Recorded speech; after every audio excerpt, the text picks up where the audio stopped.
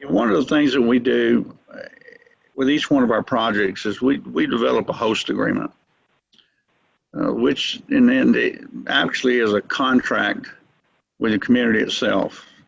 People say, well, why do you develop a host agreement? Well, we develop a host agreement so that if someone is going to make a change to anything, they can't just run down to the state and petition for something to be changed and the local community find out about it afterwards.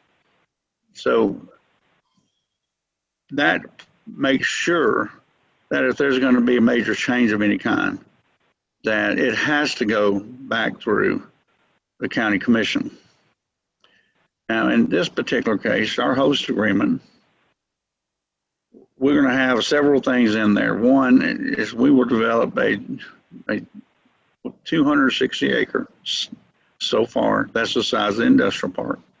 That'll be jointly developed by the county, by the Industrial Development Board, and by the Chamber of Commerce of Haralson County. We do not, even though we do industrial development work, it's one of the things I love to do the most, but we don't go out here and just, trying to go out against everybody else. We like to have them and be a part of their team, and we can assist with the land that we have.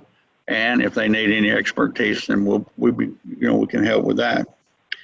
This facility, before we get open, it'll probably be 7 years. It'll take us 5 years to permit this, and another year and a half, 2 years to construct it.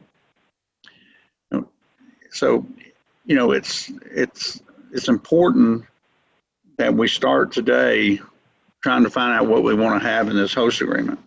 The host agreement will limit the site to 300 acres to where the waste is going to go. It cannot exceed 300 acres. You have to give long-term assurance to the county of where that we'll have the capacity there to handle all the county's waste. And I think it's for the next 25 years.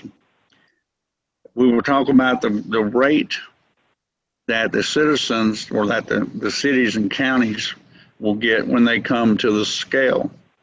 And it will be a significant amount of difference between what you're getting, what it's costing you to take and go through a transfer station, transport it, and then pay disposal for the waste that's coming out of the county. That host agreement will have a negotiated dollar amount in there for how much the county's waste and the city's waste is going to cost. Another unique piece of it is in there that we talk about the citizens will be able to bring this disposal waste at no charge on Saturdays. Everywhere we do this, Saturday mornings is a long line of people waiting to get in to dispose of their waste.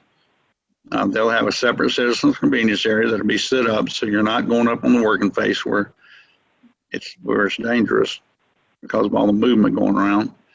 But you'll be able to take your waste there. For the items that we're going to be able to still recycle, there'll be a drop-off place there at the convenience center where you can put things that we deem that there's a market for, that you can put your recycling goods there.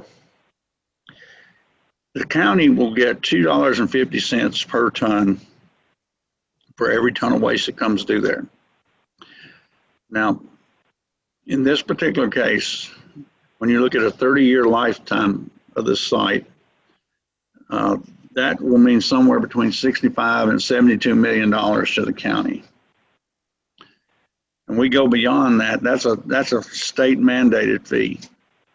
We go beyond that by giving an additional dollar to the cities that's divided up by population, so that they can do the kind of things that they need to be doing.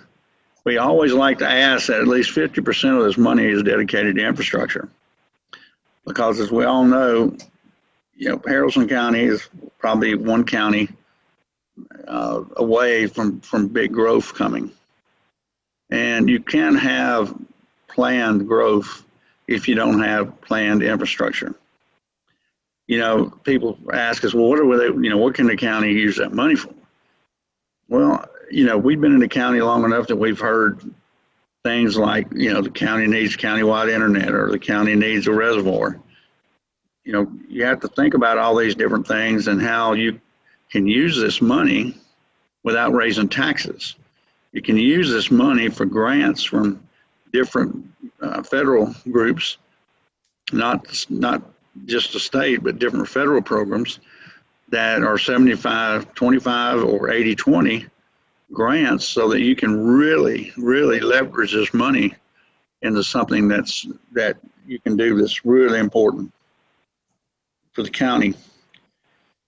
We have to provide, as part of this, financial responsibility with the state. Before we open, the state will send us a letter saying that we need to deposit X number of $1 million into a post-closure account. And then each year, they'll send a letter at the end of that year that you owe so much more. And what this is done is to ensure that the closure and post-closure will happen and will be maintained if for some reason, we weren't on the site. You got a property value protection program here that says that any homeowner within a mile of that site, for 10 years after we open and start accepting waste, if they cannot get the appraised value of that house and that property, as if it's not sitting next to a landfill, and at that point in time, then we pay the difference if you can't get the appraised value. Now, we're confident, we've been doing this a long time, and we're very confident that people just are not going to get hammered by a residential piece of property, being next to a landfill. I'm sure there's lots of other things that we'll have to talk about as questions come in. I want to close on one thing, though, that we'll be appointing a Citizens Advisory Committee that'll be working with us during the permitting and design, and that will be working with us after the landfill is open and running. And that'll consist of each mayor will get one appointment. The county commission and the chairman will get one appointment for each one of you. And then we'll have one appointment for the community of Buncombe. They will work with us. They will meet with our managers on a monthly basis. They'll meet with our staff of people and sometimes our engineers, our attorneys, and we welcome their input and suggestions. We ask that people that are waving our flag in support, we may have one or two of those, but mostly we want people that are on the edge of supporting or not supporting, and we want some that are absolutely against us, so that they can bring the kind of input that we need to hear, make sure that we provide the best facility we possibly can and answer the concerns of the community.